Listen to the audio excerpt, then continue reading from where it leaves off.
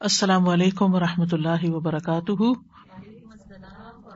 نحمده ونصلی علی رسولہ الکریم، اما بعد فاعوذ باللہ من الشیطان الرجیم، بسم اللہ الرحمن الرحیم، رب اشرح لی صدری ویسر لی امری واحلل عقدۃ من لسانی یفقهوا قولی۔ لو أنزلنا هذا القرآن على جبل لرأيته خاشعا متصدعا من خشية الله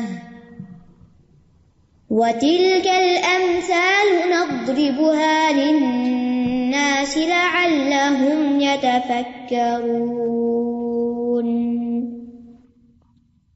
امثال القرآن کے سلسلے میں آج ہم حق اور باطل کی مثال کے بارے میں پڑھیں گے، جو سورۃ الرعد کی آیت نمبر 17 میں آئی ہے۔ ارشاد باری تعالیٰ ہے، قل من رب السماوات والأرض قل الله قل أفاتخذتم من دونه أولياء لا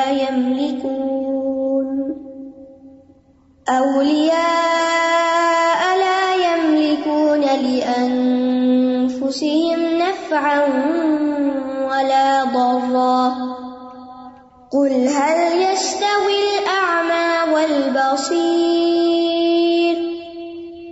أم هل تستوي الظلمات والنور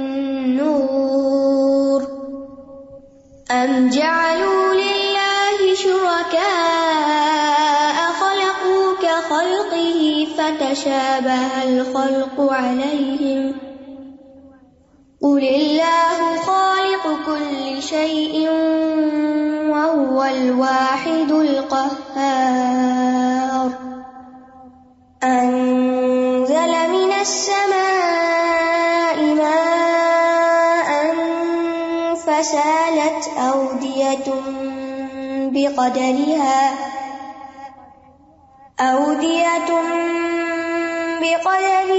فاحتمل السيل زبدا رابيا ومما يوقدون عليه في النار ابتغاء حلية أو متاع زبد مثله كذلك يضرب الله الحق والباطل فأما الزبد فيذهب جفاء وأما ما ينفع الناس فيمكث في الأرض كذلك يضرب الله الأمثال۔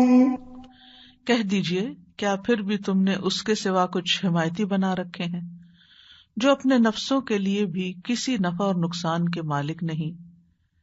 کہہ دیجئے، کیا اندھا اور دیکھنے والا برابر ہو سکتے ہیں؟ یا کیا اندھیرے اور روشنی برابر ہو سکتے ہیں؟ یا انہوں نے اللہ کے لیے کچھ شریک بنا لیے ہیں جنہوں نے اس کی تخلیق کی مانند کچھ پیدا کیا ہے، تو ان پر پیدائش مشتبہ ہو گئی ہے۔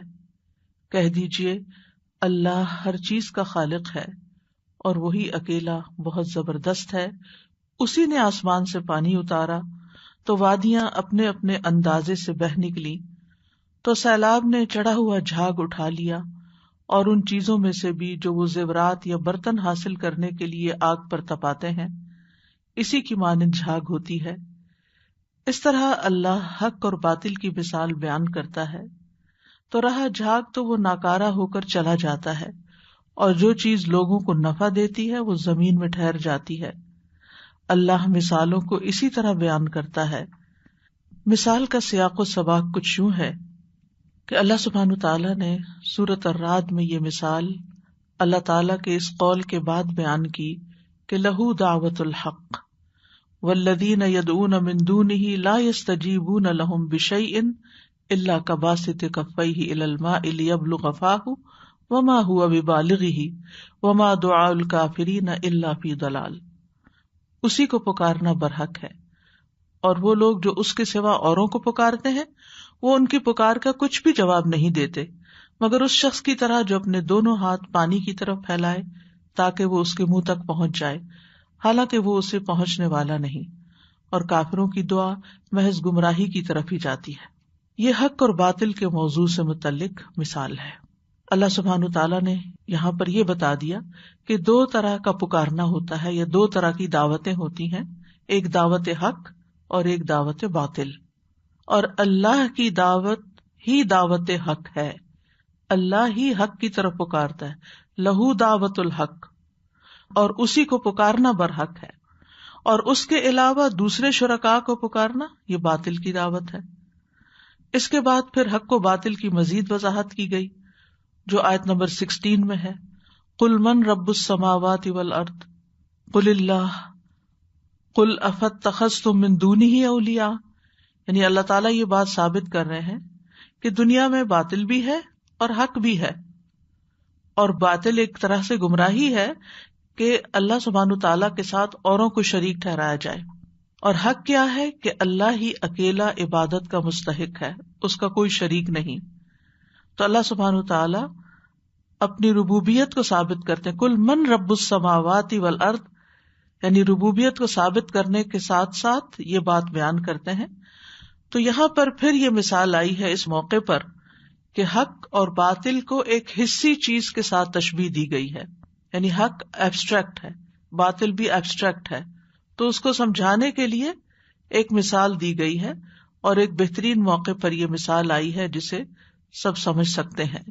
تو پہلی آیت جو مثال سے پہلے بیان ہوئی ہے اس میں اللہ تعالیٰ فرماتے ہیں قل من رب السماوات والارض، کہہ دیجیے آسمان و زمین کا رب کون ہے.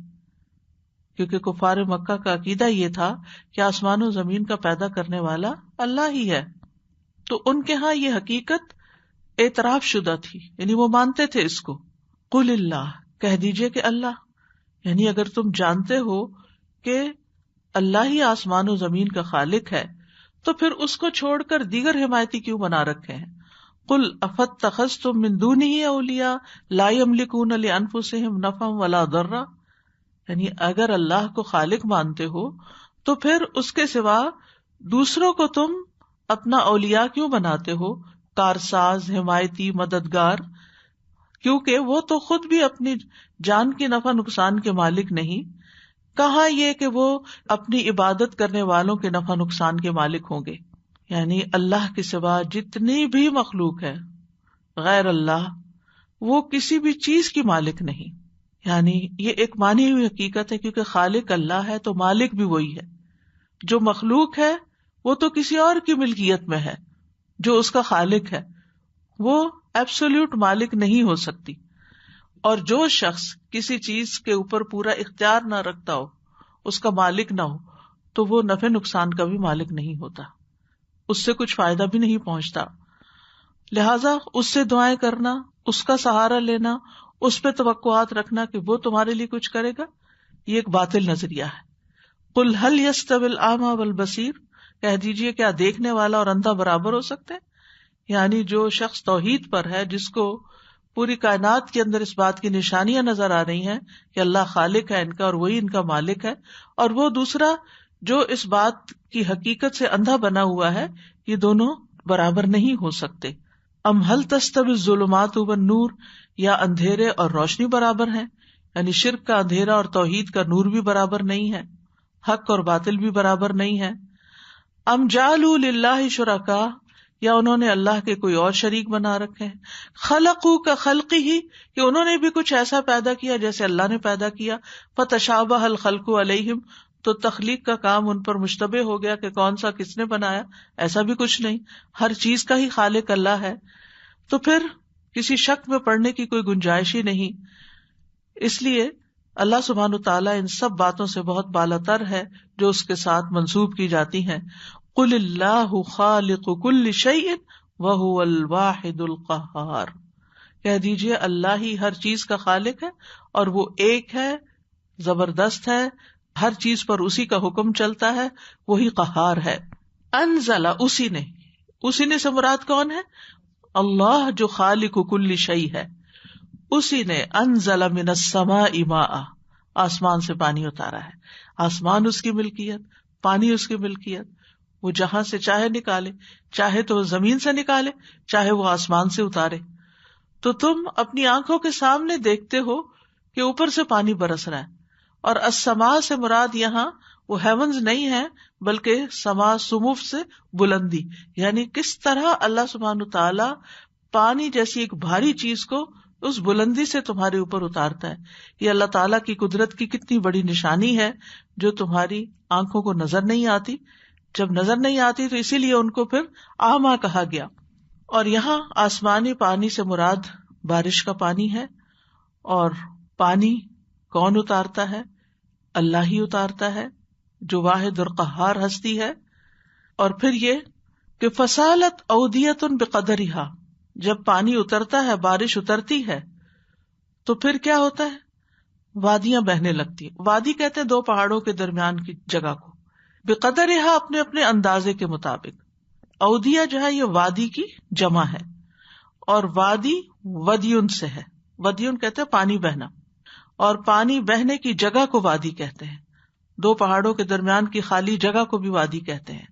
کبھی راستے کے معنوں میں بھی استعمال ہوتا ہے، کیونکہ پہاڑوں میں عموماً راستے پہاڑی نالوں کے ساتھ ساتھ چلتے ہیں.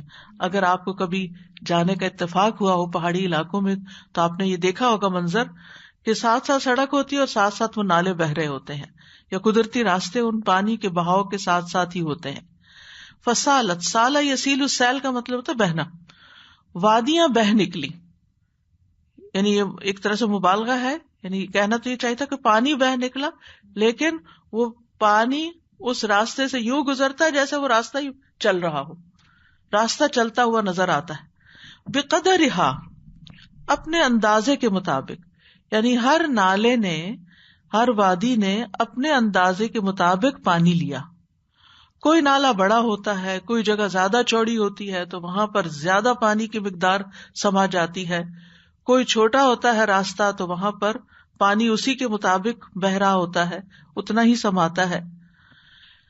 یہاں پانی سے کیا مراد ہے اور وادی سے کیا مراد ہے؟ ابن عباس کہتے ہیں انزل من السماء ماء سے مراد قرآن ہے، وحی ہے جو اللہ تعالیٰ نے اتاری.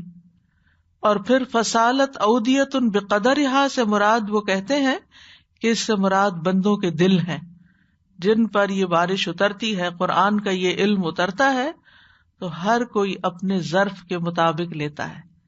جس کے دل میں وسعت زیادہ ہوتی ہے، جو زیادہ لبیک کہتا ہے، جو زیادہ خوشی سے لیتا ہے، زیادہ اس کی قدر و قیمت پہچانتا ہے، اس کو اس کی پیاس ہوتی ہے، وہ اس کو مرحبا کہتا ہے، اتنا زیادہ وہ پانی یا وہ علم اس کے اندر سماتا چلا جاتا ہے، اس کا دل اس سے اور زیادہ بڑا ہوتا چلا جاتا ہے. یعنی دل بھی وادیوں کی طرح چھوٹے اور بڑے ہوتے ہیں. جس طرح باہر آپ کو زمین میں بڑی چھوٹی جگہ نظر آتی ہیں، ایسے ہی کچھ لوگوں کے دل بہت چھوٹے ہوتے ہیں اور بھجے ہوئے ہوتے ہیں، ضیقاً حرجن ہوتے ہیں، تنگ ہوتے ہیں، ان میں کچھ بھی نہیں سماتا اور ان سے پانی پھسل کے چلا جاتا ہے. اور کچھ ہوتے ہیں ان کے اندر درمیانے درجے کی وسعت ہوتی اور کچھ کے اندر تو بہت وسعت ہوتی ہے. تو یہ دلوں اور ان کے مراتب کے فرق کی طرف اشارہ ہے وادیوں کی شکل میں، کہ کچھ دلوں میں زیادہ علم سما جاتا ہے اور کچھ اتنے چھوٹے اتنے تنگ ہوتے ہیں کہ ان میں کچھ بھی نہیں سماتا، ان کے اندر کچھ جاتا ہی نہیں، جیسے منافقین کے دل ہوتے ہیں. فاحتمل السیل زبدا رابیا، پھر سیلاب نے ابھرا ہوا جھاگ اٹھا لیا. زبد جھاگ اور رابیا ربا سے ابھرا ہوا، یعنی پانی جو ان نالوں میں بہ رہا تھا، ان دلوں میں جو علم آ رہا تھا تو اس پر جھاگ آ گیا. یعنی زبد کہتے ہیں اس کوڑا کرکٹ کو اور جھاگ کو جو پانی کی تیز رفتاری کے باعث سطح پر آ جاتی، یا اس جھاگ کو جیسے ہنڈیا میں اگر آپ گوشت پکائیں تو آپ دیکھتے ہیں کہ اس کے اوپر جھاگ سی آ جاتی. کبھی آپ نے گڑ کی چاشنی بنائی ہو تو اس کے اوپر جھاگ سی آ جاتی. یعنی جس چیز کے اندر کوئی بھی میل ہوتی ہے وہ ابل کر اوپر کو آ جاتی ہے. ایسے ہی جب دل پر علم کا نور برستا ہے، جب وحی کی بارش ہوتی ہے دل کے اندر جو شکوک و شبہات یا وہ باتیں جو شہوات یا وہ چیزیں جو اندر کہیں ڈیپ ڈاؤن ہوتی ہیں، تیز پانی کے پڑنے سے نیچے سے نکل کر وہ گندگی اوپر کو آ جاتی ہے. یعنی آپ دیکھیے کہ جس بھی چیز کی جھاگ ہوتی ہے وہ دراصل اس کی گندگی سے ایک طرح سے بنی ہوئی ہوتی، اس کے غیر ضروری مادوں سے بنی ہوئی ہوتی ہے. اور پھر اس سے آپ کیا کرتے ہیں؟ مثلا کھانا پکاتے ہوئے جھاگ آتی ہے تو آپ اس کو ہٹا دیتے ہیں. اسی طرح باقی چیزیں جس کے آگے مثال میں آ رہی ہے تو وہ جھاگ جو ہے اس کو صاف کر دیتے. اور اگر آپ کبھی سمندر کے کنارے گئے ہوں یا آپ امیجن کریں کہ جب تیز پانی کی لہریں آتی ہے تو ان کے اوپر جھاگ بھی آ جاتی ہے. اب کیا ہوتا ہے؟ پانی تو واپس چلا جاتا ہے اور جھاگ وہیں رہ جاتی ہے. تو اسی طرح دل میں ایمان کا جو نور ہے، یہ سیلاب ہے، وہ رہ جاتا ہے اور وہ جو شکوک و شبہات ہے وہ نکل کر چلے جاتے ہیں. تو رابیہ ربا یربو یعنی جو بڑھنا، اوپر کو آنا. اور بعض اوقات وہ بالکل اس کو ڈھانک لیتے ہیں، چھا جاتے ہیں ان کے اوپر. یعنی علم ہوتا ہے اندر، ایمان ہوتا ہے، لیکن وہ وقتی طور پر یوں لگتا ہے کہ جیسے کبھی شکوک و شبہات یا کبھی کوئی بات سمجھ میں نہ آنے کی وجہ سے وہ سب کچھ جو اوپر آ جاتا ہے.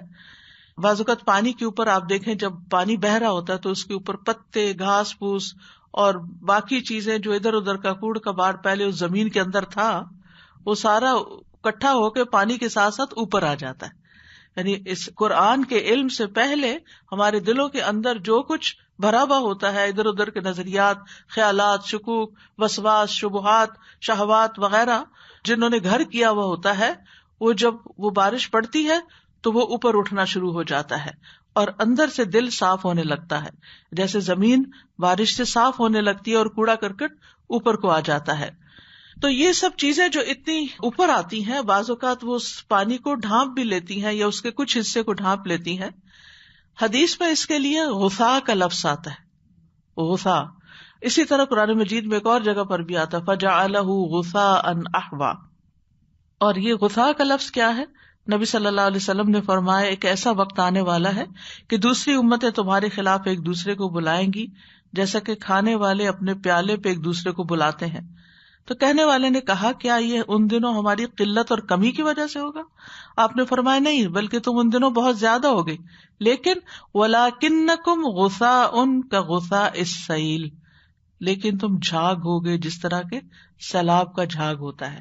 یعنی تمہاری کوئی وقت نہیں ہوگی، قدر و قیمت نہیں ہوگی. تو اصل ٹھوس علم کے مقابلے میں، یقینی علم کے مقابلے میں وہ جو شکوک و شبہات ہوتے ہیں ان کی کوئی جڑ بنیاد نہیں ہوتی، بے قیمت اور بے وقت ہوتے ہیں جو بظاہر ایسے لگتا ہے کہ جیسے چھا گئے ہوں. اسی طرح جھاگ سے مراد کفر بھی لیا گیا ہے.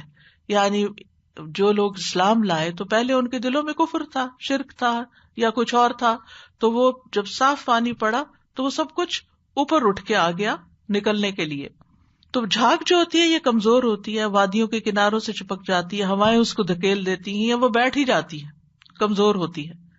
تو اسی طرح جب حق قبول کر لیتا ہے انسان تو جو شکوک و شبہات ہوتے ہیں وہ جھاگ کی طرح پہلے اوپر آتے ہیں، پھر وہاں سے وہ ختم ہو جاتے ہیں، زائل ہو جاتے ہیں.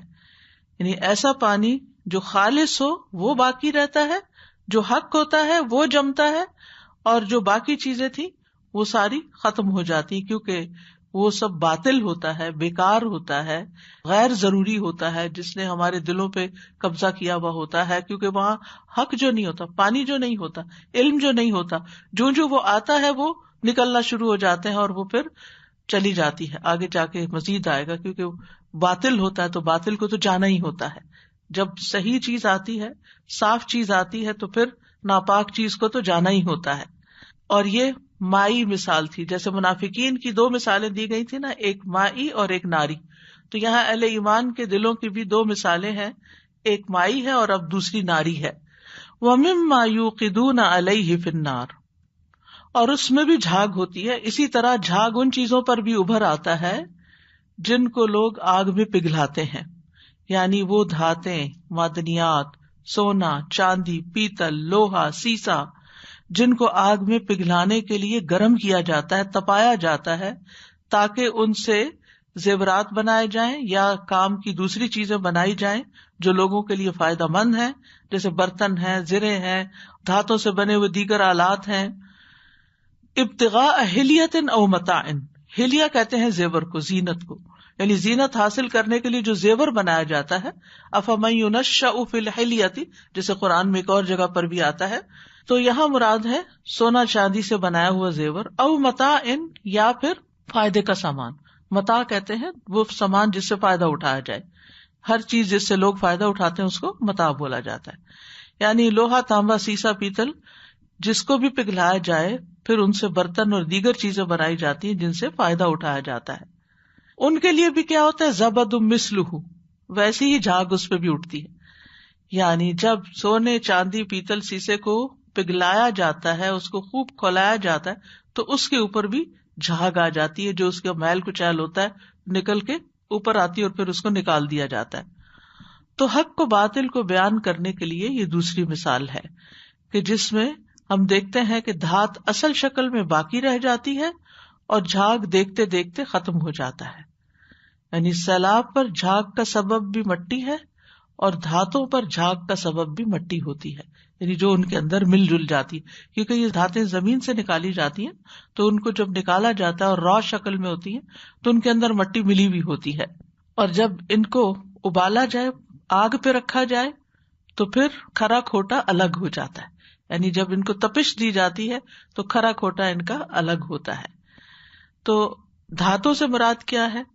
حق جو مزین کرتا ہے، اور جھاگ سے مراد باطل ہے. زیور وہ ہے جس سے انسان اپنے آپ کو آراستہ کرتا ہے، اور خالص سونے چاندی سے لوگ اپنے فائدے اٹھاتے ہیں، اور اس کے برعکس جو زائد چیز ہوتی ہے وہ چلی جاتی ہے.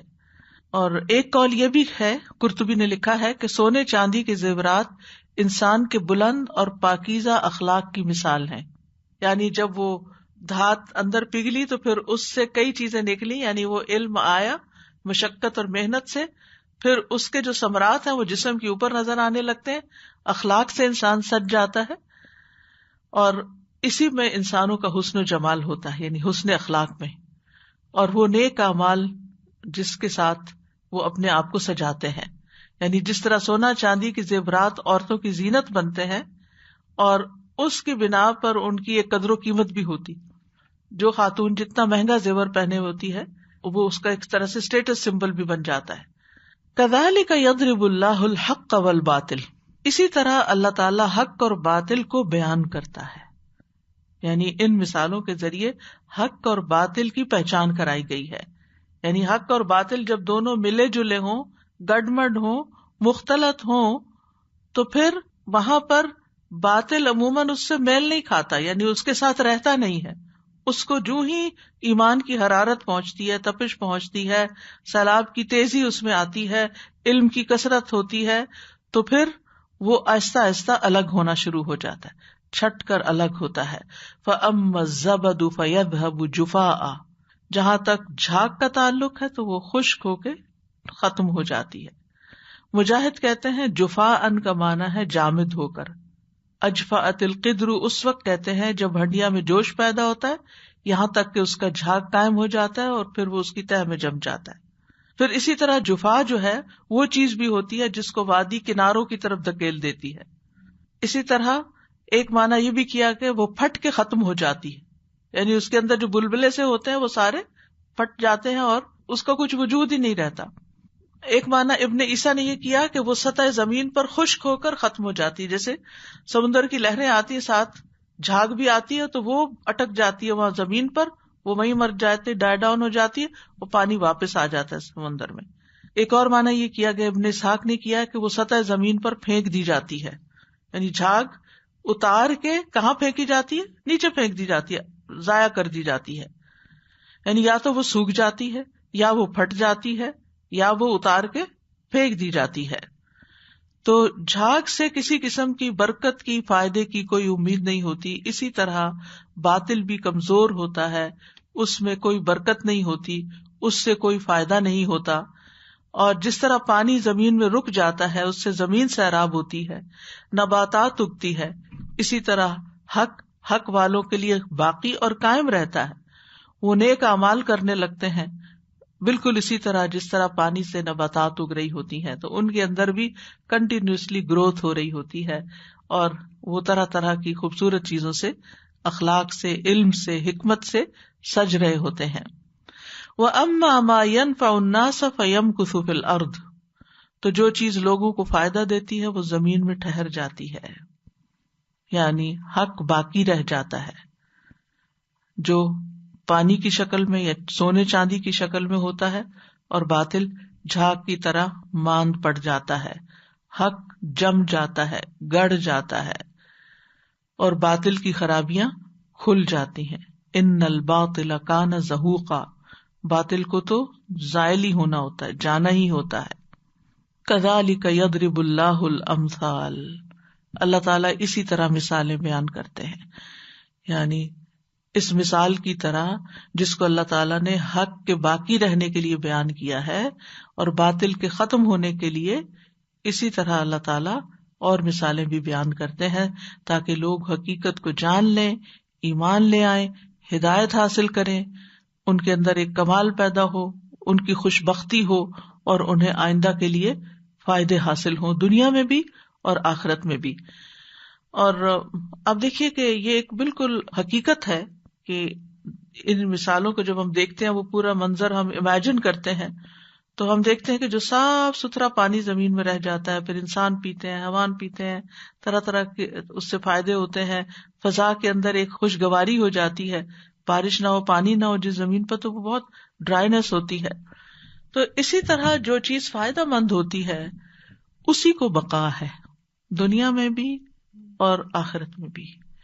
آخرت میں وہی چیز فائدہ دینے والی ہے جو باقی رہنے والی ہے، جو حق ہے، ورنہ جو چیز بیکار ہو، کوڑا کرکٹ ہو، جھاگ ہو، اس کو تو بیکار سمجھ کے پھینک دیا جاتا ہے۔ اور اس کا آغاز انسان کے اپنے اندر سے ہوتا ہے، سوچ سے ہوتا ہے، یعنی جب انسان کے اندر ایمان آتا ہے، جب انسان اللہ کے لیے کام کرنے لگتا ہے، جب انسان آخرت کو سامنے رکھ کے کام کرتا ہے، تو پھر جب مرضات اللہ اس کی زندگی کا ایک مقصد بن جاتا ہے کہ اللہ کی رضا حاصل کرنی ہے، تو پھر اس کے اندر ایک مثبت سوچ پیدا ہو جاتی ہے، وہ ہر قیمت پر اچھا کام کرنا چاہتا ہے، وہ فائدہ ہی پہنچانا چاہتا ہے۔ جس کے ذہن کے اندر مثبت سوچ ہوئی، وہ فائدے کی چیز اٹھائے گا اور بانٹے گا بھی فائدے کی چیز، یعنی دوسروں کا بھی خیر خواہ ہوگا اور اپنے فائدے میں بھی بڑا دھیان رکھے گا کہ میں کیا اٹھا رہا ہوں، کیا لے رہا ہوں، کیا میری آخرت کو فائدہ دے گا، کیا میرے رب کو راضی کرے گا، چاہے وہ اپنا کوئی ذاتی کام کر رہا ہو یا وہ شخص کسی دوسرے کے لیے کوئی کام کر رہا ہو۔ اور جو شخص اس اصول کے ساتھ زندگی بسر کرتا ہے کہ حق کو قبول کرتا ہے، حق کو پکڑ کے رکھتا ہے، حق کا ساتھ دیتا ہے، حق ہی کی ترویج کرتا ہے، حق ہی کو پھیلاتا ہے، تو پھر ایسا شخص جو ہے دنیا میں بھی اس کا نام باقی رہ جاتا ہے اور آخرت میں بھی وہ انتہائی فائدے میں ہوگا۔ اس کے لیے آپ دیکھیں کہ ہر دور میں ایسے لوگ آئے ہیں، یعنی کچھ باطل کو رائج کرنے کی کوشش کرتے ہیں اور کچھ حق کو۔ وقتی طور پر ان میں کشمکش ہوتی ہے، ایک بھٹی تپتی ہے، آگ جلتی ہے اور ایک مار کا گرم ہوتا ہے، آپس میں کشمکش ہوتی ہے، حق والوں کو مشکلات دیکھنی پڑتی ہیں، لیکن اگر وہ اس پر جمے رہیں تو آپ دیکھیں کہ باطل جو ہے اس کا کوئی نام نشان بھی باقی نہیں رہتا۔ مسئلہ خلق قرآن کو آپ دیکھ لیجیے کہ جب یہ اٹھا تو کتنے علماء کو قتل کر دیا گیا، کتنوں کے وظیفے بند کر دیے گئے، کتنوں کو ایگزائل کر دیا گیا، لیکن چند ایک تھے کہ جنہوں نے سٹینڈ لیا اور اپنے نقطہ نظر سے ہٹے نہیں، اور مار بھی کھائی، تکلیف بھی اٹھائی، لیکن آج آپ دیکھیں انہی کا نام باقی، اور قرآن مجید اپنی اصل شکل پہ باقی ہے، اپنی اصل حیثیت پہ باقی ہے، اور جن لوگوں نے مخالفت کی تھی اور جنہوں نے یہ فساد پھیلایا تھا ان کے نام نشان بھی نہیں ملتے۔ اور پھر بالآخر وقت بدلا، یعنی شروع میں مشکل آئی لیکن آہستہ آہستہ بادل چھٹ گئے اور حق اپنی جگہ پر جم گیا۔ تو ایک مومن جو ہوتا ہے، یعنی یہ جو وادی کی بات کی گئی ہے، یہ مومن کا دل ہوتا ہے۔ تو مومن کا دل جو ہوتا ہے وہ ہمیشہ فائدہ پہنچانے کی بات سوچتا ہے، فائدہ دینے کی بات سوچتا ہے کہ میں کس کو کہاں کیسے فائدہ پہنچاؤں۔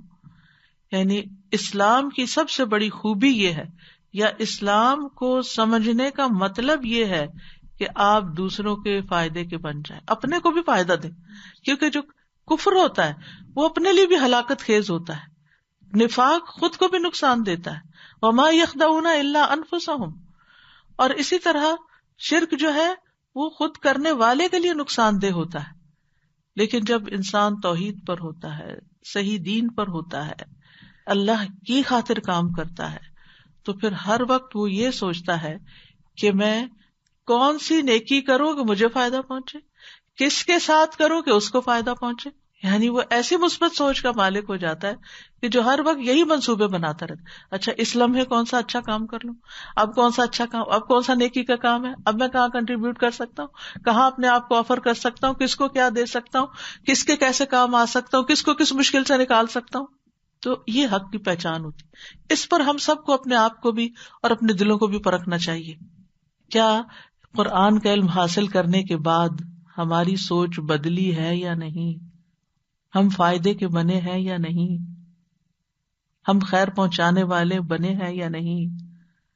کیونکہ مومن کا مزاج کیا ہوتا ہے کہ وہ دنیا میں دینے والا بن کے رہتا ہے, لینے سے زیادہ اس کو دینے سے دلچسپی ہوتی ہے. اگر اس کے پاس مال ہوتا ہے تو مال سے وہ صرف خود فائدہ نہیں اٹھاتا, اوروں کو بھی فائدہ پہنچاتا ہے. اگر اس کے پاس مال نہیں ہوتا, جسمانی قوت ہوتی ہے, تو وہ محنت کرتا ہے, اپنی ضرورت بھی پوری کرتا ہے اور دوسروں کی ضروریات بھی پوری کرتا ہے. اسی طرح اگر اس کے پاس نہ مال ہے نہ ہمت ہے, صرف بول سکتا ہے, تو وہ بول کر حق بات بولتا ہے اور مظلوم کا ساتھ دیتا ہے اور ظالم کا ساتھ نہیں دیتا. یعنی کسی بھی حال میں وہ دوسروں کو فائدہ ہی پہنچاتا رہتا ہے, دوسروں کے لیے مسئلہ نہیں بنتا, مفید بن کے رہتا ہے اور آخری درجے میں خیرخواہی کرتا ہے. جیسا کہ حدیث میں آتا ہے ہر مسلمان پر صدقہ ہے. پوچھا گیا کہ اس کے پاس کچھ نہ ہو تو کیا کرے, فرمایا اپنے ہاتھ سے کام کرے, پھر اپنے آپ کو فائدہ پہنچائے اور صدقہ بھی دے. پوچھا اگر وہ اس کی بھی استطاعت نہ رکھتا ہو یا اس کو کوئی کام ہی نہیں ملتا, فرمایا حاجت مند بے کس کی مدد کرے. پوچھا اگر اس کی بھی استطاعت نہ رکھتا ہو, فرمایا کہ بھلائی کی تلقین کرے. پوچھا اگر اس کی بھی ہمت نہ ہو, فرمایا لوگوں کو اپنے شر سے بچائے, کیونکہ یہ بھی ایک صدقہ ہے. یعنی ہر حال میں خیر خواہی, ہر حال میں فائدہ پہنچانا. تو بات یہ ہے کہ جب تک انسان حق پر ہو نہیں سکتا, جب تک اس کے اندر نفع بخشی کی یہ صلاحیت پیدا نہیں ہوتی. تو مثال کی تفصیل جو علماء نے مزید بیان کی ہے وہ یہ ہے کہ اللہ تعالیٰ نے ان دو مثالوں میں جو بات کہی ہے وہ یہ کہ بارش سے مراد قرآن یا حق کو باطل, اور یہ ہے کہ یہ مثال حق کو باطل کے لیے بھی بیان ہوئی ہے اور مومن اور کافر کے لیے بھی بیان ہوئی ہے. تو اگر اس سے مراد قرآن لیا جائے تو مومن یقین کی بنیاد پر قرآن سے فائدہ اٹھاتا ہے, جس طرح زمین بارش سے فائدہ اٹھاتی, اپنے اوپر اس کو روک لیتی. کافر جو ہے وہ شکوک و شبہات کی بنیاد پہ فائدہ نہیں اٹھاتا, اور وہ صرف ان شکوک و شبہات کے اندھیروں میں رہتا ہے, اس کے اندر پانی ٹھہرتا نہیں, حق ٹھہرتا نہیں, وہ صرف وسوسوں کا ہی شکار ہوتا ہے.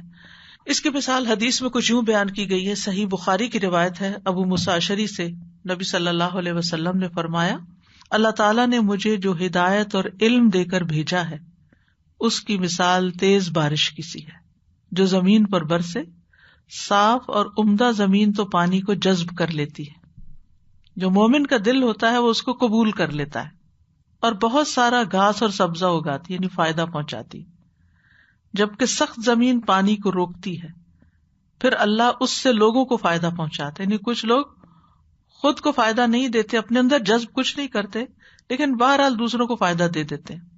وہ لوگ بھی پیتے ہیں اور جانوروں کو بھی سیراب کرتے ہیں اس پانی سے جو پتھریلی زمین پر ٹھہرا ہوا ہوتا ہے. یعنی وہ لوگ علم سمیٹ کے رکھ لیتے ہیں, پھر بانٹتے رہتے ہیں, خود چاہے عمل کم ہی کریں, اور اس کے ذریعے سے کھیتی باڑی بھی کرتے ہیں. کچھ بارش ایسے حصے پر پڑی جو صاف اور چٹیل میدان تھا, وہ نہ تو پانی کو روکتا ہے نہ ہی سبزہ اگاتا ہے. بس یہی مثال اس شخص کی ہے جس نے اللہ کے دین میں سمجھ حاصل کی, اور جو علم دے کر اللہ نے مجھے مبعوث کیا اس سے اسے فائدہ ہوا, اس نے خود سیکھا اور دوسروں کو سکھایا. اور پھر اس شخص کی مثال ہے جس نے سر تک نہ اٹھایا اور نہ ہدایت کو قبول کیا جو میں دے کر بھیجا گیا, نہ خود فائدہ اٹھایا نہ کسی کو پہنچایا. تو مومن کے درجات ہوتے ہیں, کچھ مومن ہوتے ہیں وہ اعلیٰ درجے کا فائدہ اٹھاتے بھی ہیں اور دیتے بھی ہیں، اور جو دوسرا پتھر پہ پانی روکنے والی کچھ مومن ایسے ہوتے ہیں کہ وہ قبول کر لیتے ہیں، فائدہ بھی پہنچاتے ہیں، لیکن خود ان کے اپنے اندر بہت بڑی تبدیلی نہیں بھی آتی. تو یہ بارش کے بے پناہ فوائد میں سے یہ فائدے ہمیں نظر آتے ہیں. بارش ایسی چیز ہے جس کی زمین کو ہمیشہ ضرورت رہتی ہے، ہدایت اور حق کی بھی ہمیشہ ہر انسان کو ضرورت رہتی ہے. پھر یہ کہ دلوں کی قسمیں ہوتی ہیں، کہیں پر پانی زیادہ سما جاتا ہے اور کہیں تھوڑا علم ہوتا ہے. ڈپینڈ کرتا ہے کہ کس نے کتنا سیکھا، کتنا یاد کیا، کتنا سمجھا، کتنا اس پہ غور کیا، کتنا اس پہ عمل کیا. تو اس طرح اللہ تعالیٰ حق و باطل کی مثال بیان کرتے ہیں یا مومن اور کافر کی مثال بیان کرتے ہیں، اور اسی طرح اللہ تعالیٰ خالص عمل اور مقبول عمل کی مثال اور ریاکاری والے عمل کی مثال بیان کرتے ہیں. کہ ریاکاری والا عمل جو ہوتا ہے وہ بظاہر بعض اوقات جھاگ کی طرح چھا جاتا ہے، بہت شہرت ہو جاتی ہے انسان کی، لیکن اس کے تہ میں کچھ نہیں ہوتا اور بالآخر قیامت کے دن اس کو کوئی فائدہ نہیں پہنچے گا. اس کے برعکس اہل ایمان کے اعمال اللہ سبحانہ وتعالیٰ کے پاس محفوظ ہیں. وَأَمَّا الَّذِينَ آمَنُوا وَعَمِلُوا الصَّالِحَاتِ فَيُوَفِّيهِمْ أُجُورَهُمْ وَاللَّهُ لَا يُحِبُّ الظَّالِمِينَ.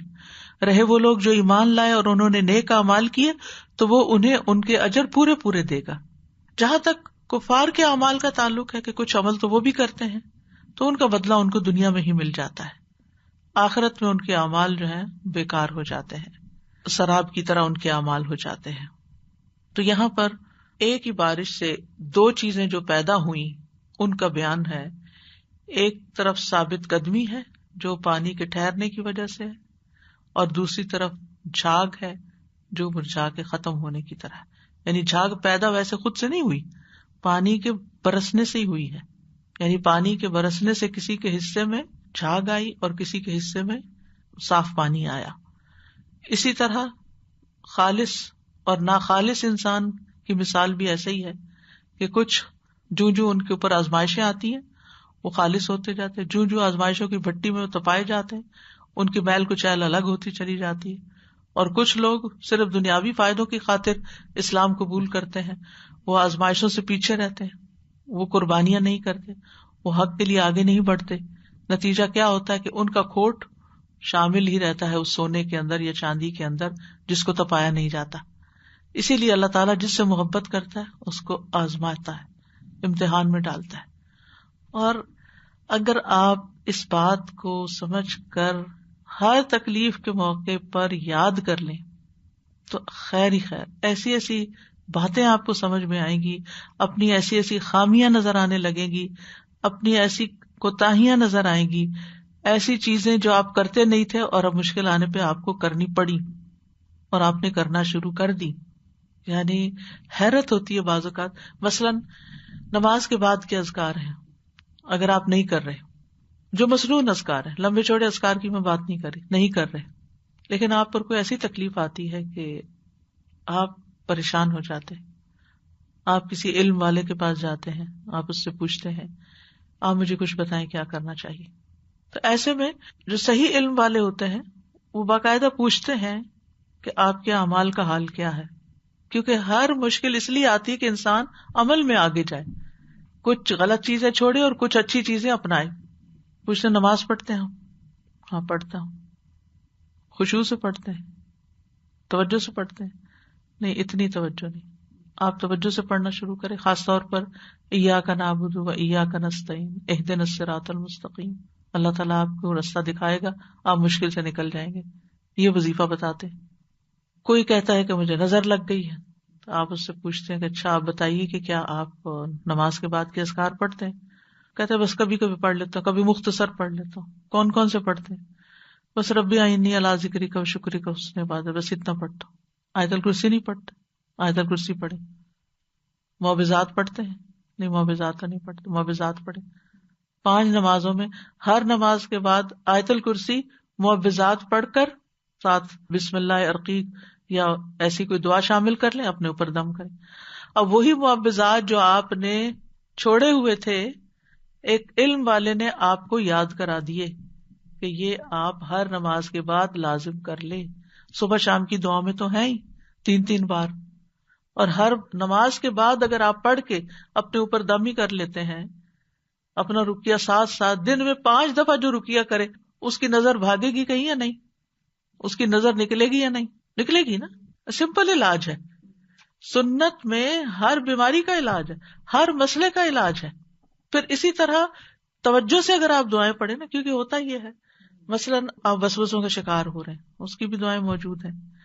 آپ کو بات سمجھ نہیں آ رہی، آپ فیصلہ نہیں کر پا رہے، آپ نور والی دعا پڑھنا شروع کر دیں، اللہم اجعل فی قلبی نورا، اور توجہ کریں دل پر کہ اللہ میرا دل روشن کر دے، مجھے حقائق دکھا، وفی بصری نورا وفی سمعی نورا وعن یمینی نورا وعن یساری نورا وفوقی نورا وتحتی نورا وامامی نورا وخلفی نورا وجعل لی نورا وعازم لی نورا اللہم آتنی نورا. اب آپ بتائیں کہ جس کو ہر طرف سے نور مل جائے اس کے اوپر کون سا معاملہ مشکوک رہے گا؟ اس کے شکوک و شبہات کہاں جائیں گے؟ اور یہ فجر کی سنت اور فرض کے بیچ میں پڑھنے والی دعائیں کہ جو دن کا آغاز اس سے کر. لیکن ہم کیا کرتے ہیں؟ صرف مشین کی طرح پڑھتے ہیں، جیسے مشین چلا دی جاتی ہے نا، بٹن آن آف کر دیا جاتا ہے اور بس ختم ہو جاتے ہیں. آپ پر آئی مشکل، آپ کو مل نہیں رہا حل کون بتائے گا آپ کو؟ آپ پھر انسانوں کے سہارے لے رہے ہیں، یہ حل بتا دے، وہ بتا دے، وہ بتا دے، اس سے فتویٰ لیتے ہیں، اس سے مسئلہ پوچھتے ہیں، اس سے کاؤنسلنگ کراتے ہیں، اس کے پاس چلے جاتے ہیں، اس کو پکڑ کے رکھتے ہیں، اس پہ فون پہ باتیں کرتے ہیں، اس کو میسج کرتے ہیں. ایک عجب تماشا شروع ہو جاتا ہے. خود تو پریشان ہوتے ہی ساری دنیا کو بھی ساتھ پریشان کر لیتے ہیں، خود اپنا جینا حرام کرتے ہیں، اوروں کا بھی کر لیتے ہیں. لیکن جہاں حل ہے اس حل کی طرف ہم نہیں جاتے کہ ہم اپنی اصلاح کریں، ہم اپنی عبادتیں درست کریں، ہم اپنے اذکار کی پابندی کریں، ہم اپنے رب کو پکاریں، ہم سجدوں میں پکاریں، ہم رو کے پکاریں، ہم تڑپ کے پکاریں. یہ کام ہم کرتے نہیں. پھر جادوگروں اور نجومیوں اور پتہ نہیں کس کس کے پیچھے چلے جاتے ہیں کہ وہ شاید جادو کی کوئی چھڑی گھمائے گا اور ہمارے مسئلے حل ہو جائیں گے. ٹھیک ہے، آزمائش آتی ہے، کلاؤڈز جب آتے ہیں تو ہر طرف اندھیرا چھا جاتا ہے، لیکن یاد رکھیے کہ کوئی بھی بادل ہمیشہ نہیں رہے، ان کو جانا ہی ہوتا ہے. وہ برستے اور چلے جاتے ہیں، مشکلیں آتی ہیں، آپ کو رلاتی ہیں اور چلی جاتی ہیں، آپ کا دل پگھلتا ہے، آپ کا دل نرم ہوتا ہے، آنسوں کی جھڑیاں لگ جاتی. کچھ پتھر دل ایسے ہوتے ہیں جو ویسے نہیں پگھلنے کے ہوتے، اللہ نے ان کے اوپر سخت آزمائش ڈالی ہوتی ہے. اگر ان کے اندر کچھ بھی ایمان ہو تو وہ پھر پگھل کے ٹوٹ کے ان کے اندر سے پھر خیر نکلنا شروع ہو جاتی. اللہ بندوں پر قطعاً ظلم نہیں کرتا، وہ کسی کو بھی کسی مشکل میں کسی آزمائش میں ڈالتا ہے تو اس کے پیچھے کوئی وجہ ہوتی ہے. وہ بندے کی خیر ہی چاہتا ہے، بندے کی اصلاح ہی چاہتا ہے. جب تک سونے چاندی کو آگ میں نہ ڈالا جائے وہ خالص نہیں ہوتے.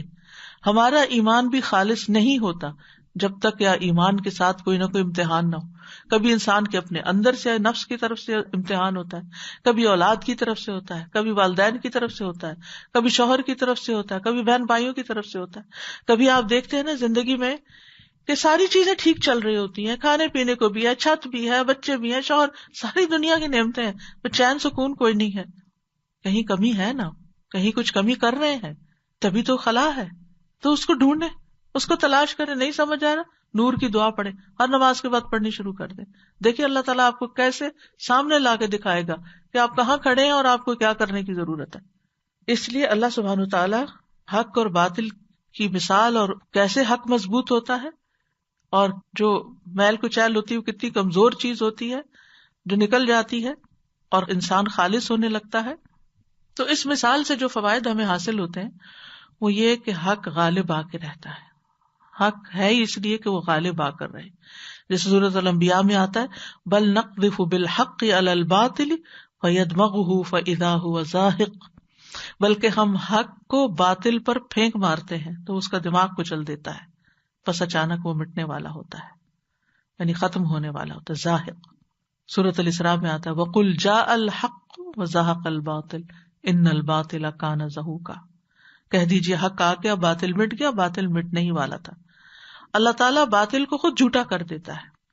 لیحق الحق ویبطل الباطل ولو کرہ المجرمون، تاکہ وہ حق کو حق کر دے، سچا کر دے، باطل کو جھوٹا کر دے، خواہ مجرم ناپسند ہی کیوں نہ کریں. باطل نہ پہلی بار کچھ کر سکتا ہے نہ دوبارہ کچھ کر سکتا ہے. وقتی طور پر وہ جھاگ اتنی ہو جاتی ہے لگتا ہے پتہ نہیں کیا ہو گیا ہے، لیکن اب بالآخر وہ چلا جاتا ہے. قل ان ربی یقذف بالحق علام الغیوب، قل جاء الحق وما يبدئ الباطل وما يعيد، کہہ دیجئے بے شک میرا رب دل میں حق ڈالتا ہے، سب غیبوں کو خوب جاننے والا ہے. کہہ دیجئے حق آ گیا اور باطل نہ پہلی دفعہ کچھ کر سکتا ہے اور نہ دوبارہ.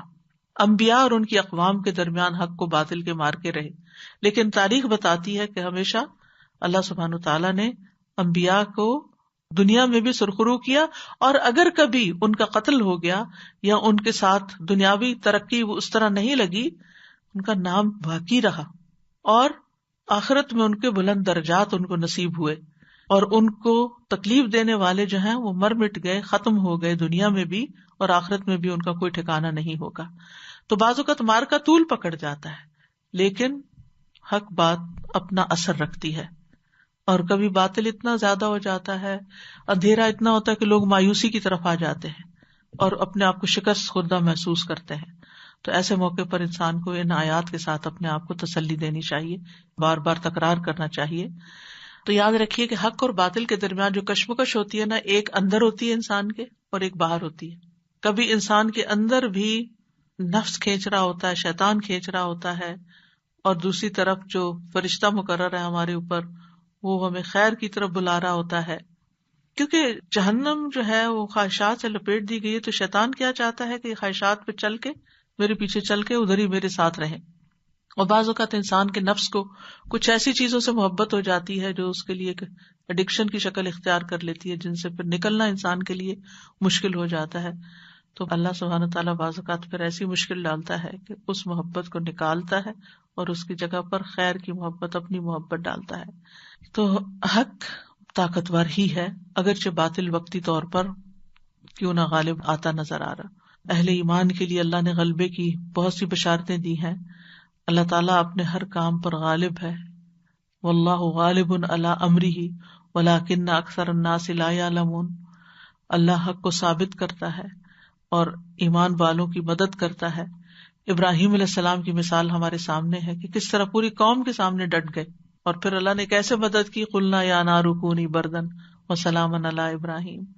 نبی صلی اللہ علیہ وسلم کی مثال ہے کہ سارے قبیلے اکٹھے ہو گئے تھے آپ کے قتل پر، لیکن اللہ تعالیٰ نے کس طرح آپ کو وہاں سے نکالا اور غار ثور میں پناہ لیا آپ نے. اور پھر نبی صلی اللہ علیہ وسلم کے اوپر کتنا سخت وہ وقت تھا کہ بالکل دشمن سر پہ پہنچا ہوا تھا، اور اگر ذرا بھی اس کو پتا ہوتا یہ اندر ہے تو پھر تو بس تھوڑی دیری کی بات تھی. لیکن آپ صلی اللہ علیہ وسلم کو اس وقت بھی کیسی تسلی دی کہ لا تحزن ان اللہ معنا.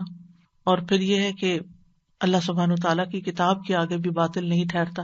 لہٰذا دل کے اندر اگر کبھی کوئی اللہ کے بارے میں، دین کے بارے میں، خیر کے کام کے بارے میں کوئی وسوسے پیدا ہونے شروع ہوں تو اللہ کی کتاب کی طرف رجوع کریں. آہستہ آہستہ آہستہ آہستہ وہ بادل چھٹ جائیں گے اور آپ کو صحیح بات سمجھ آنے لگے گی، نظر آنے لگے گی. اور جب آپ کے اندر ایمان مضبوط ہوگا جیسے عمر رضی اللہ عنہ کا تھا، تو پھر اس کے آگے کوئی بھی باطل نہیں ٹھہر سکتا. عمر رضی اللہ عنہ کو دیکھ کر جن اور انسان دونوں ہی بھاگتے تھے، یعنی جو بھی غلط کار لوگ ہوتے تھے وہ ڈرتے تھے ان سے، کیونکہ باطل جو ہے وہ حق کا مقابلہ کرنے کی صلاحیت نہیں رکھتا. حق پرست انسان جو ہوتا ہے وہ بہادر ہوتا ہے، لوگوں کی باتوں سے نہیں ڈرتا. اور یہ بھی یاد رکھیے کہ حق ایک ہی ہوتا ہے اور باطل بہت سے ہوتے ہیں. تو حق میں کیا کیا چیز شامل ہے؟ سب سے پہلے تو خود اللہ کی ذات حق ہے. ذالک بأن اللہ هو الحق، یہ اس لیے کہ بے شک اللہ ہی حق ہے. پھر اسی طرح سورۃ الانعام میں آتا ثم ردوا الی اللہ مولاہم الحق، پھر وہ اللہ کی طرف لوٹائے جائیں گے جو ان کا سچا مالک ہے. اور اس کے علاوہ جتنے بھی معبود ہیں وہ باطل ہیں.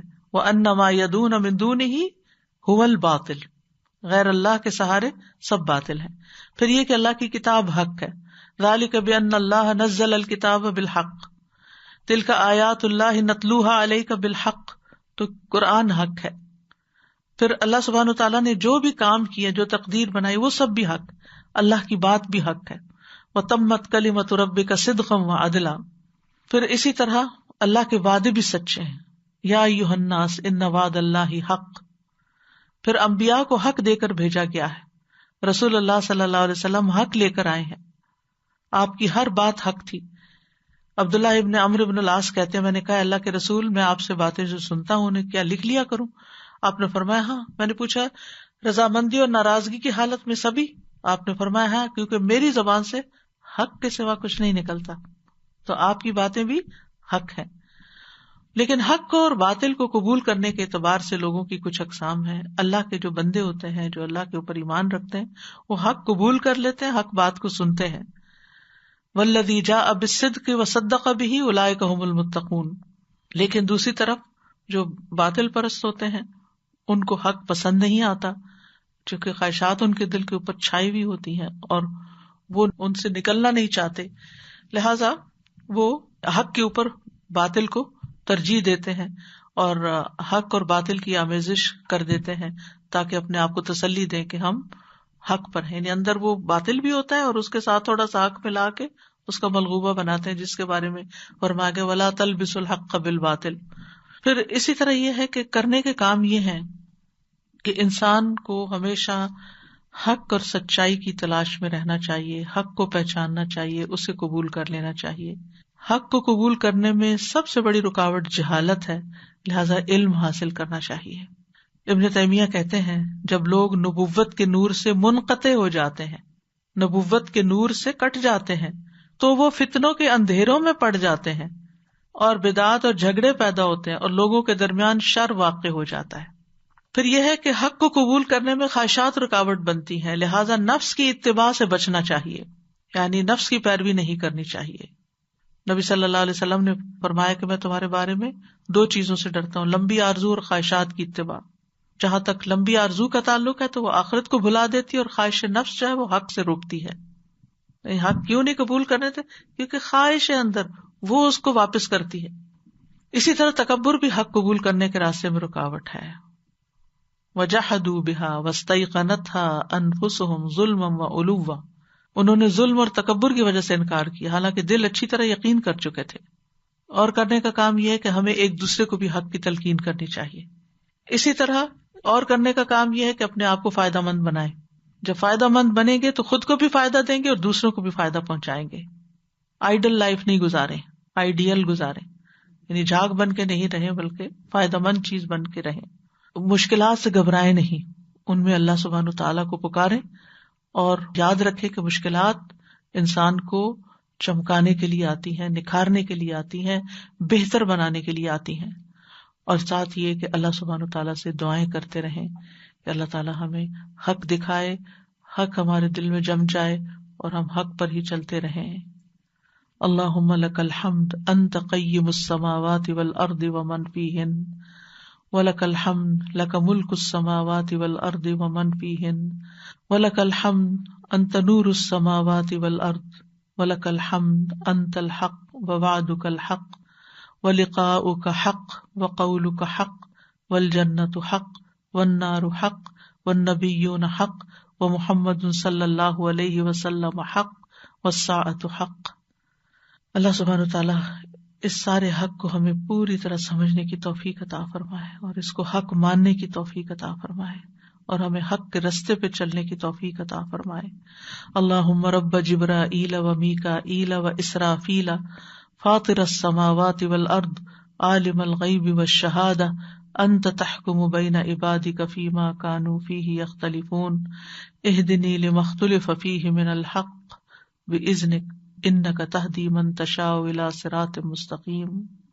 اے اللہ، جبریل، میکائیل اور اسرافیل کے رب، آسمانوں اور زمین کو پیدا فرمانے والے، پوشیدہ اور ظاہر کو جاننے والے، تیرے بندے جن باتوں میں اختلاف کرتے ہیں تو ہی ان کے درمیان فیصلہ فرمائے گا، اور جن باتوں میں اختلاف کیا گیا ہے تو ہی اپنے حکم سے مجھے ان میں سے جو حق ہے اس پر چلا. اے اللہ، باطل سے نکال کر حق پر چلا، بے شک تو ہی جسے چاہتا ہے سیدھی راہ پر چلاتا ہے. اللہ ہمیں حق بات کہنے کی بھی توفیق عطا فرما. وَأَسْأَلُكَ كَلِمَةَ الْحَقِّ فِي الرِّضَا وَالْغَضَبِ وَأَسْأَلُكَ كَلِمَةَ الْحَقِّ فِي الرِّضَا وَالْغَضَبِ وَأَسْأَلُكَ كَلِمَةَ الْحَقِّ فِي الرِّضَا وَالْغَضَبِ. اور اللہ سبحانہ وتعالی ہم سب کو اپنی رحمت سے ڈھانپ لے، اور اس وقت جو دنیا میں مصیبت آئی ہوئی ہے پینڈیمک کی شکل میں، یا رب تو سب کو اس تکلیف سے نکال اور ہم سب بندوں کے حال پہ رحم فرما، سب کی بیماریوں کو دور کر دے، سب کی تکلیفوں کو دور کر دے، سب کی پریشانیوں کو دور کر دے، اور ہم اس مشکل سے نکلیں تو پہلے سے بہتر انسان ہوں، چمک چکے ہوں، حق کو قبول کر چکے ہوں، حق ہمارے دلوں میں راسخ ہو چکا ہو. یا رب العالمین ہم اپنی غلطیوں کا اعتراف کرتے ہیں، تو ہمیں معاف کر دے، تو ہمیں اس مصیبت سے محفوظ رکھنا، اور جو لوگ کسی بھی تکلیف کا شکار ہیں، کسی بیماری کا شکار ہیں، یا اللہ ان سب پر اپنی رحمت نازل فرما دے۔ یا حی یا قیوم برحمتک نستغیث ربنا تقبل منا انك انت السميع العليم وتب علينا انك انت التواب الرحيم وصلى الله تعالى على خير خلقه محمد وعلى آله واصحابه واهل بيته اجمعين برحمتك يا ارحم الراحمين۔ من رب السماوات والأرض قل الله قل أفاتخذتم من دونه أولياء لا يملكون لأنفسهم نفعا ولا ضرا قل هل يستوي الأعمى والبصير أم هل تستوي الظلمات والنور أم جعلوا لله شركاء خلقوا كخلقه فتشابه الخلق عليهم قل الله خالق كل شيء وهو الواحد القهار أنزل من السماء ماء فسالت أودية بقدرها فاحتمل السيل زبدا رابيا ومما يوقدون عليه في النار ابتغاء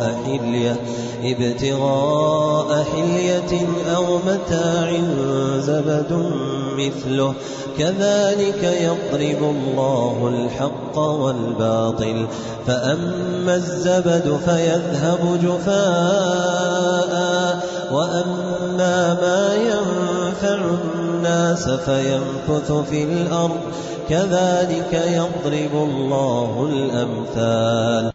سادہ یہ آیت ون آف مائی فیوریٹ آیت تھی، ابھی الحمدللہ، لیکن آئی ڈونٹ تھنک مجھے کبھی سمجھ آئی اس طرح سے جو مجھے آج سمجھ آیا۔ اللہ تعالیٰ کا اتنا شکر، اینڈ آئی تھنک ہم فائدہ مند ایسپیکٹ پہ ضرور توجہ تھی، لیکن وہ جو حق اور باطل کی وہ جو پوری ہم نے ڈسکرپشن پڑھی الحمدللہ رب العالمین، اینڈ دین وہ جو سیل کی اور وہ جو جلنے والی بات تھی نا، that is just so important کہ کنیکٹڈ رہنا اور وہ پروسیس کو آن گوئنگ رکھنا اتنا امپورٹنٹ ہے۔ اگر اف اٹس ناٹ ہیپننگ دین وہ تو گندگی اور علائش نکل کے بھی نہیں آئے گی اور ہم پیوریفائڈ بھی نہیں ہوں گے۔ تو it is part of the thing کہ اللہ تعالیٰ واقعی، اللہ تعالیٰ کی اتنی محبت، اتنی ہماری کے ساتھ جو خیر خواہی، اللہ تعالیٰ کی اتنی رحمت ہم پر ہے، اللہ تعالیٰ بس واقعی ہمیں حسن ظن عطا کریں، ہمیں صحیح سمجھ عطا کریں اور حکمت دیں، اور ہم چیزوں کو آئیڈینٹیفائی کریں جب وہ ہمارے ساتھ پیش آئے۔ آپ کی بات سے مجھے یہ سمجھ آیا کنیکٹڈ رہنے سے کہ بارش کا جب پانی کسی جوہڑ میں کھڑا ہو جاتا ہے نا، یا کسی ایسی گہری جگہ پر، تو ٹھہرا پانی جو ہے اس کے اندر بھی ایک بسان پیدا ہو جاتی ہے نا۔ جو علم ہم حاصل کر لیتے ہیں بس اسی پہ اسٹک کرتے ہیں اور وہ ہمارے اندر تھوڑا بہت رہتا ہے تو وہ پرانا ہونے لگتا ہے۔ جب ہم کنیکٹڈ رہتے ہیں تو وہ بارش برستی رہتی ہے اور اس کی پیوریفیکیشن ہوتی رہتی ہے، اس کے اندر جو علائشیں جمع ہو جاتی ہیں وہ ان کو باہر نکال دیتی۔ آپ نے دیکھا ہوگا کہ اگر آپ ایک میلا گلاس ٹیپ کے آگے رکھیں تو تھوڑی دیر پانی کھولیں تو پہلے تو کیا ہوتا ہے کہ وہ گندگی ساری باہر نکلتی ہے، پھر اس کے بعد گلاس دھل جاتا ہے اور صاف شفاف پانی اس کے اندر ٹھہر جاتا ہے۔ لیکن اگر آپ اس کو اوور نائٹ رکھ چھوڑیں پھر اس کے اندر کیا ہوتا ہے، پھر اس کے اندر کچھ ایسی اسمیل سی آنے لگتی ہے، یعنی وہ فریشنس نہیں ہوتی، پھر دوبارہ فریش آپ کو ڈالنے کی ضرورت ہوتی۔ تو through out your life you need fresh water, اور وہ بارش کا ہی فریش ہے۔ زمینی پانی اتنا فریش نہیں ہوتا جتنا بارش کا پانی ہوتا ہے، آسمانی وحی کا پانی۔ سادہ مجھے اس مثال سے ایک چیز یاد آ گئی کہ کیمسٹری میں ہم نے پڑھا تھا سرفیکٹنٹس کے بارے میں، کہ جیسے کپڑے دھوتے ہیں نا ہم، تو اس میں کیا ہوتا ہے، ہم وہ جب ڈالتے ہیں سرف وغیرہ یا جو بھی ڈٹرجنٹ ہے تو وہ کیا کرتا ہے، وہ ڈیپ انسائڈ جا کے دھاگوں کے اندر سے میل کو جو ہے وہ باڈی دیتا ہے اور پھر اس کو کھینچ کے نکالتا ہے۔ تو میں یہ سوچ رہی تھی کہ ہمارے لباس پہ جب میل جمع ہو جاتا ہے تو ہمیں کتنا وہ بے چین کرتا ہے، اور ہم چاہتے ہیں کہ فوراً اس سے جو ہے گیٹ ریڈ آف کر لیں اور اسے ہم اس کو دھو لیں اور صاف ستھرے ہو جائیں۔ تو اندر کا جو میل کچیل ہے نا، وہ بھی ہمیں ایسے ہی بے چین کرنا چاہیے، اور ہمیں پتا ہونا چاہیے کہ اس کی صفائی کا کیا ذریعہ ہے۔ تیز دھار بارش یا آگ میں جلانا، گرم پانی جیسے آپ نے ابھی کہا نا استاذہ جی کہ ایک جگہ پانی کھڑا رہتا ہے تو بساند ہو جاتی ہے کچھ، تو مجھے وہی خیال آ رہا تھا کہ بہتا پانی فائدہ دے رہا ہوتا ہے نا، تو جو ہم نے پڑھا کہ فائدہ دیتے جانا ہے مسلسل، کہ پانی بہتا جائے گا تو فائدہ پہنچ جائے گا. یعنی اگر وہ صرف ٹھہرا رہے گا تو ایسا ہو جائے گا، لیکن اگر ہم اس کو پی لیں یا پلا دیں یا آگے نکال دیں تو وہ اس کا اگلا پروسیس شروع ہو جائے گا. استاذہ جی میں سوچ رہی تھی کہ یہ جو جھاگ ہوتی ہے صرف کے اوپر انہوں نے بتایا جیسے، یا کسی بھی اس کو جب ہم ہاتھ میں پکڑتے ہیں تو اینڈ پہ ہمارے ہاتھ میں کچھ نہیں آتا، اسی طرح ہم اگر باطل سے چمٹے رہیں تو اینڈ پہ کچھ نہیں آنے والا. مطلب ایسے سہارے ہیں جو مکڑی کے جالے ہیں، اینڈ پہ کچھ بھی نہیں آنا. زیادہ ایک دفعہ میں ویدر اس پہ وہ نا ویڈیو دکھا رہے تھے، تو ایک سمندر کے پاس ایک شخص کھڑا ہوا تھا، تو اتنا جھاگ آیا اور انہوں نے لکھی بھی ایک تو کیپشن ایسے تھی کہ ڈر کے مارے میں نے کہا ویسے کیا سے ڈوب گیا کیا یہ شخص، اور وہ آیا جھاگ اور چھپ گیا، بالکل چھپ گیا. میں نے کہا oh my god he is just gone. اور سبحان اللہ تھوڑی دیر میں پانی پیچھے ہٹا اور جھاگ بالکل کلیئر ہو گیا، ہی واز فائن. اور زیادہ کچھ نظر نہیں آ رہا تھا، جھاگ واقعی ایسا اوور ویلمنگ ہو کہ ہمیں یعنی ہم مایوس ہونے لگتے ہیں، but it's not that one کچھ نظر نہیں آتا، ہر طرف چھا جاتا ہے. مجھے ایک اور بات یاد آ رہی تھی بیچ میں کہ جیسے اگر ہمیں کسی سے سچی محبت ہوتی ہے نا تو وہ ہمیں ڈانٹ بھی دے نا یا کبھی ناراض بھی ہو جائے تو وقتی تو جھاگ تو آتی ہے، ایسا نہیں ہوتا کہ فیل نہیں ہوتا.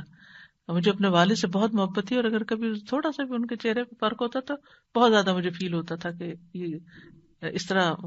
لیکن کیا ہوتا ہے کہ وہ محبت نہیں جاتی، وہ ٹھہری ہوئی ہوتی ہے. وہ ناراضگی وہ وقتی طور پہ جو غصہ ہوتا ہے وہ چلا جاتا ہے، پھر اصل چیز آ جاتی.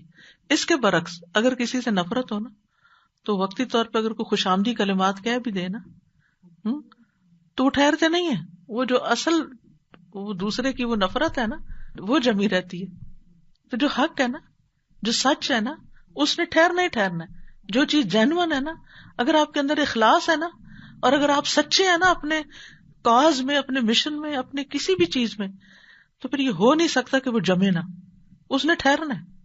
اور جو صرف باتیں کرنے والے ہوتے ہیں نا وہ پھر چھٹ جاتے ہیں.